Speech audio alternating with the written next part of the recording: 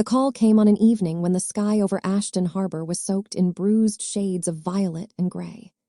My apartment windows rattled from the wind sweeping off the bay, and I had been hunched over a desk cluttered with drafts and ink-stained sketches, chasing the stubborn geometry of a design that refused to yield.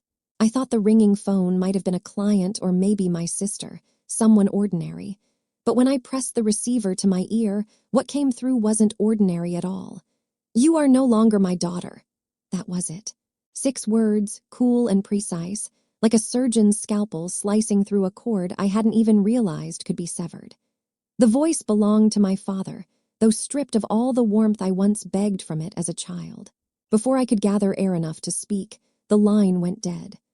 I sat there, pencil slack in my hand, listening to the hollow tone of disconnection until it blurred into the hum of my desk lamp. Something inside me crumpled, not loudly, not dramatically, but like an old wall giving way to mold, quiet and irreversible. I didn't cry. Not then. Instead, I stood and walked to the window. Outside, the rain lashed sideways, turning the street lamps into watery halos. People rushed beneath umbrellas, shoulders hunched, unaware that high above them, someone's name had just been erased from a family ledger. I pressed my forehead against the cold glass and thought of the shoreline of my childhood. The smell of driftwood fires, the call of gulls, my father's hand heavy on my shoulder as he pointed out the horizon. I had believed those memories were unshakable anchors. Now they twisted into shards, mocking me.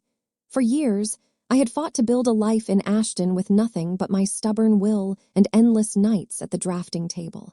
I thought I had earned a space where his approval didn't matter.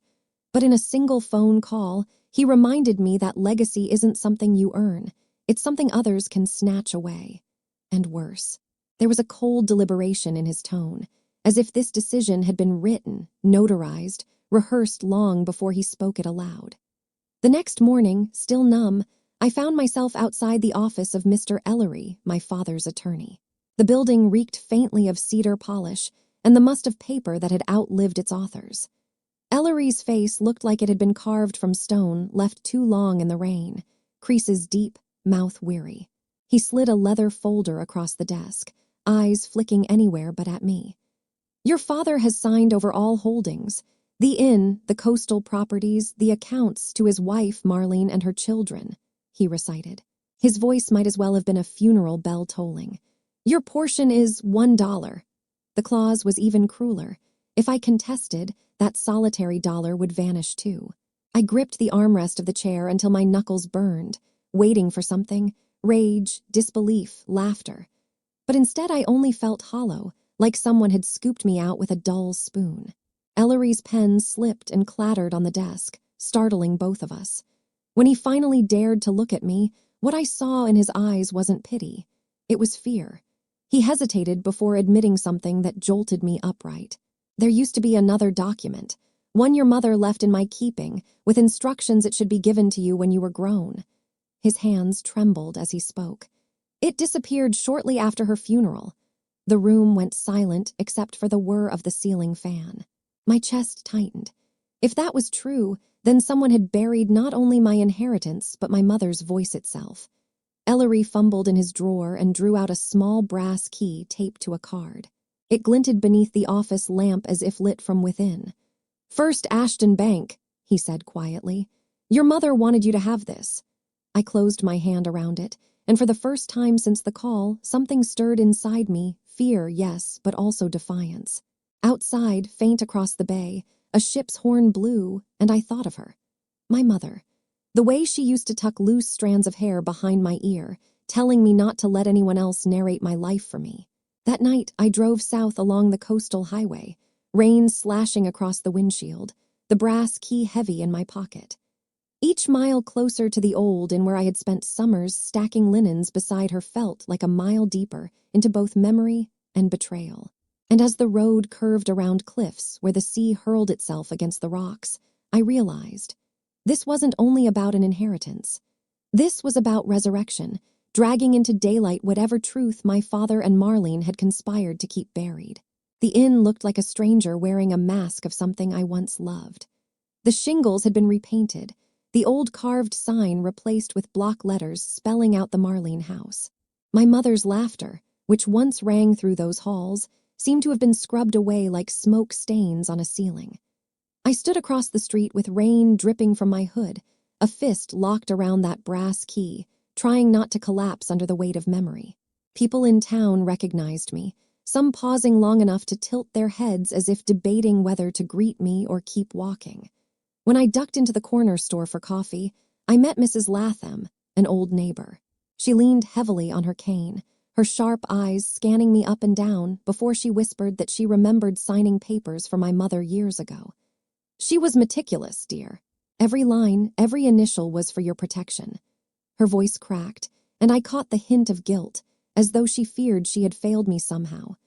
Later, I found Earl, the retired manager who had once taught me how to polish the brass handles of the inn's heavy front doors. His words struck with the force of a wave. Without your mother's savings, that inn would have folded after the first summer. Your father never told you that. The pieces began to align in a way that chilled me.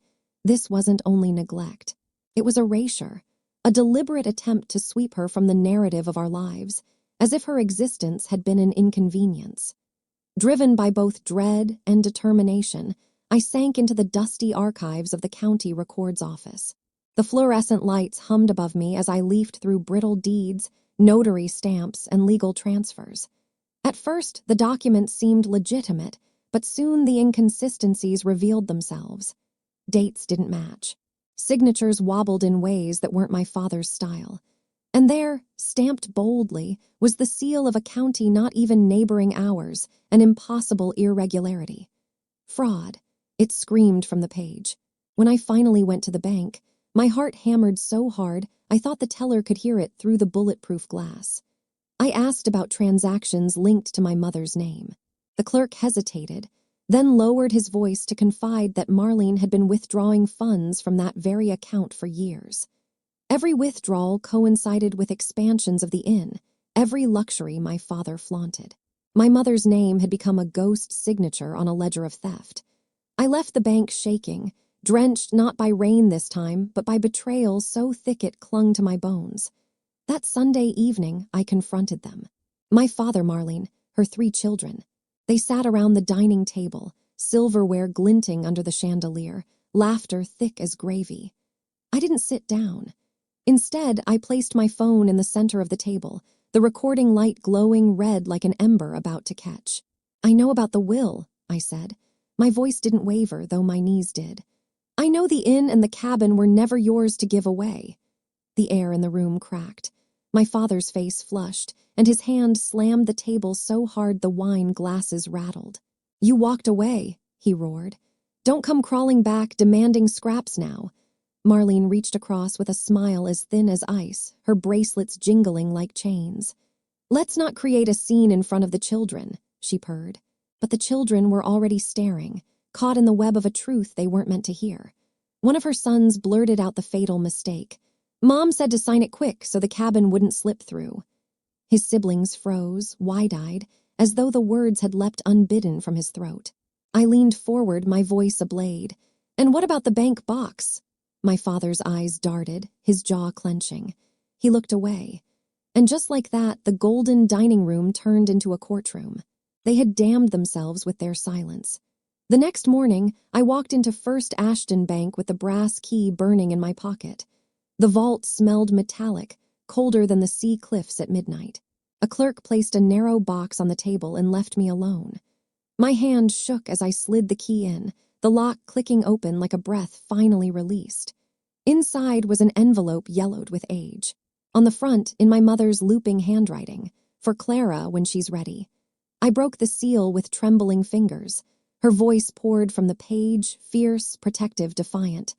She wrote that the wealth had come from her side of the family, that it belonged to me and me alone, that if anyone tried to take it, I must fight, not for money, but for truth. Beneath the letter lay a passbook with my name etched in neat ink, its balance stretching well into 6 figures. Proof, not just of inheritance, but of intent. My mother had thought of me even as death closed in, ensuring I would have the means to stand against the shadows she must have sensed were gathering. I wept then, quietly, the tears blurring her handwriting until it shimmered like waves. But in those tears was something more than grief. There was resolve. By the time the trial came, the courthouse was packed. Neighbors, reporters, even strangers who had once believed the story of the ungrateful daughter now leaned forward with hungry eyes. I carried my mother's letter like armor pressed to my chest. Across the aisle, my father sat stiff, his gaze locked forward. Marlene's fingers fidgeted with her bracelets, her whisper sharp as a hiss. When Mr. Ellery stood beside me and unfolded the letter aloud, the courtroom stilled. Even the shuffle of papers seemed to halt. My mother's words filled the air, undeniable. My father lunged to his feet, shouting that it was sentiment, nothing more. But the judge silenced him, eyes narrowing at the irregularities in the will, the fraud written between every line. Witnesses came forward. The banker admitted to the years of suspicious withdrawals. Earl presented original receipts bearing my mother's name. And when the judge slammed his gavel, declaring the amended will invalid, the room erupted in whispers that sounded like a tide turning. I didn't feel victory then. I felt the heavy grief of knowing how far my father had gone to erase me, to erase her. Yet I also felt something steadier, more powerful. Her voice restored, her legacy undeniable. When the judge's gavel fell for the last time, I felt the echo vibrate straight through my bones.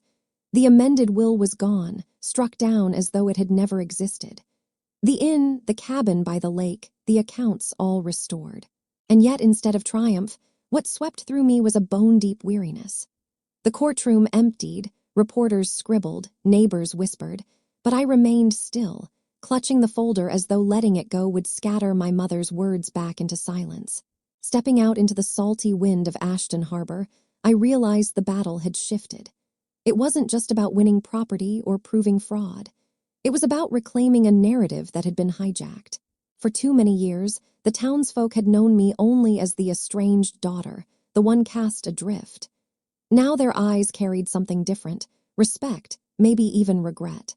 The truth had become undeniable, and in that truth, my mother had risen again. The months that followed blurred into relentless work. The inn was in disrepair, its bones creaking with neglect and gaudy alterations that bore Marlene's stamp.